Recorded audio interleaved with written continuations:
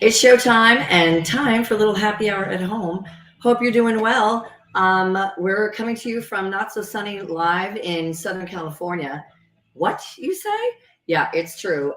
Southern California this time of year, after May gray, we deal with June gloom, which means that sun don't come out. It just won't and don't. Let's just make sure everything is on, and of course, switch over to the iPods, AirPods, whatever they're called, so we all can hear me better. Okay, so the Aperol Spritz, you've probably heard about that. I think it was the drink of the summer last year, and that is like 3 parts Prosecco, 2 parts of a bitter orange spirit or cordial known as Campari or Aperol, actually. Campari is a little bit more bitter than Aperol, or a lot more bitter. Not for everybody. I get it. And as it turns out, the spritz is more of like a category of drinks than, you would think just one drink in particular. We're going to make the Hugo Spritz, which is, made in a different city. I mean, there's like all sorts of different cities and they all kind of have their own little spritz that they go with, but we're going to make it with elderflower liqueur. And this is really the original Saint Germain. It's made with elderflowers, as you might have guessed, distilled with sugar and nice and seasonal elderflowers. I think, what does it say? It says, I can't remember. It takes like thousands to make just one bottle. And so it's a little pricey. If you're looking for a little bit less pricey um, elderflower liqueur, you can find that.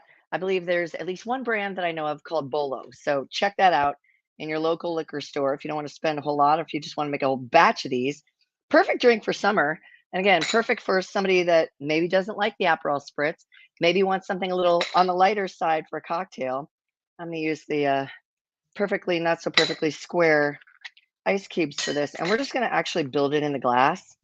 We're going to use fresh mint. We're going to use a little bit of soda water, club soda, some of the elderflower liqueur, but of course, and Prosecco, which I've got on ice over here. Okay, and we're going to, again, build it right in the glass, stir it up. Oh, my drawers are just jammed, I tell you, jammed. And we got to wash off the mint because I stole that from the neighbors, and they always warn me. 1 mint sprig to make the drink, and then we're going to put another on top as a garnish.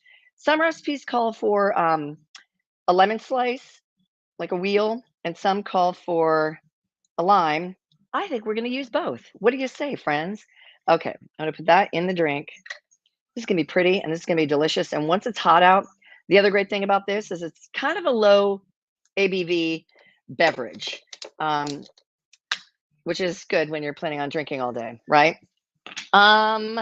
Did I get the thing? No, I didn't. So we could just kind of do this, by counting.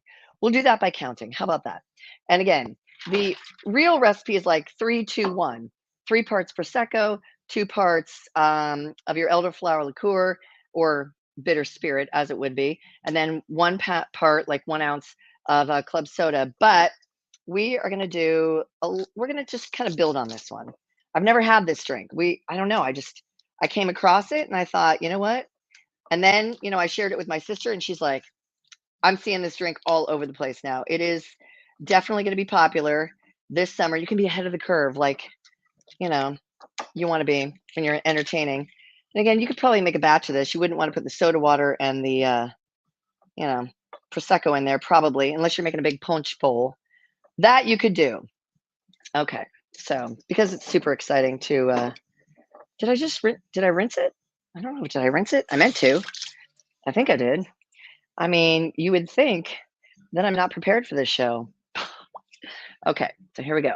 Opening up a good bottle of Prosecco. The other thing about Prosecco and sparkling wines from northern Italy is that they're usually a little bit lower in sugar, calories, and alcohol percentage, which is a good thing. Okay, so let's just 1, 2, 3. And we're gonna do, okay, let's do this. It's me. I'm worth it. 1, 2, and then a little bit of this. And if you're looking for a low alcohol, i.e., low sugar wine specifically, go for something from a cold region because the fruit doesn't have enough time on the vine. It doesn't over ripen. So, like something like a Vino Verde, super cheap, like at your local liquor store. I can't remember if I got this one at Costco or Trader Joe's, $6, and it's delicious. It's light, it's effervescent, it has a little bit of bubble to it, and I think you're gonna like it. Okay. All right, I put a little bit too much water in there. I'm sure, but we can adjust. Okay, now I'm just gonna cut my lime wheels and we'll garnish after we stir that up. Uh-huh. Okay, and we're just gonna put them right in. I'm not gonna hang it on the side or anything like that. All right. I love this. I mean, this just smells like summer, you know? Fresh citrus. Yum. Okay, so let's give that a wee stir. The Hugo Spritz. You didn't notice, you know, you did notice, I'm sure, or hopefully you noticed that I did not shake this. You wouldn't want to shake something that has carbonation in it. Now, would you, friends? Just like you don't want to put anything hot in a blender to liquefy. Doesn't work that way. Okay, let's just do this and then give her a sip. I was going to use these little straws that I got in my little canned 4-pack of Sofia Coppola, Francis Ford Coppola, don't you know? The whole family's into making movies and wine. Really cute, not big enough for my Aperol Spritz goblet. I mean, this is really called a balloon glass, but you know, just means I don't have to go back to the trough right away. I love a good glass. Oh yeah, smells like summer. That fresh mint, super easy to grow, by the way. Mm. My knife technique. Okay, this is my boss.